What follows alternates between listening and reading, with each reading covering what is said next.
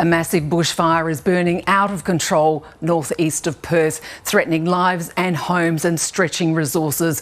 56 homes have been damaged or destroyed so far, and there's no sign that conditions will improve anytime soon.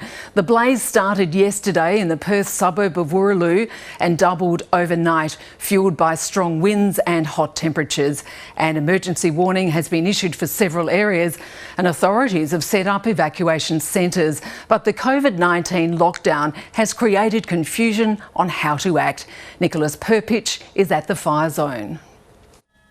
Swift and destructive, the fire engulfed everything in its path. 250 firefighters fought the blaze through the night, enduring hot winds and few moments of reprieve.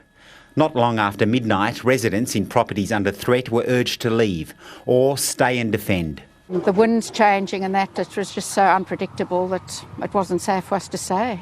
The fire has now burnt through more than 7,000 hectares, rapidly growing overnight.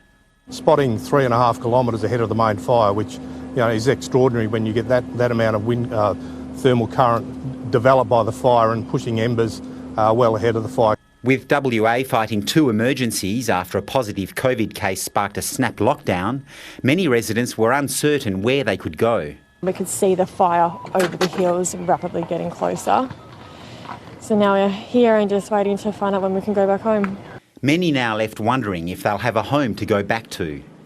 Some sadly have lost their homes, and we don't know exact numbers, but we know in one area that the fire just swept through. A wind change put the entire southern flank of the fire under pressure, and firefighters here in Gidgegannup have been preparing to go out and fight the blaze.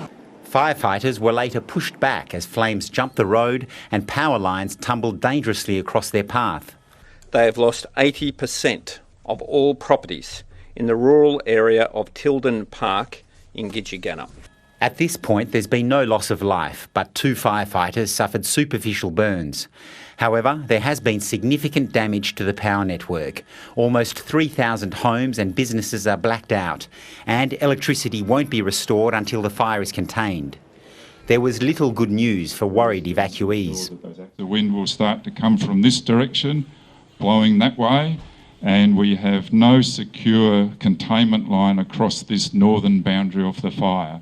As smoke continues to blanket much of Perth and its surrounds, authorities are preparing for another long night ahead. Nick Perpich, ABC News, Gidgegannup.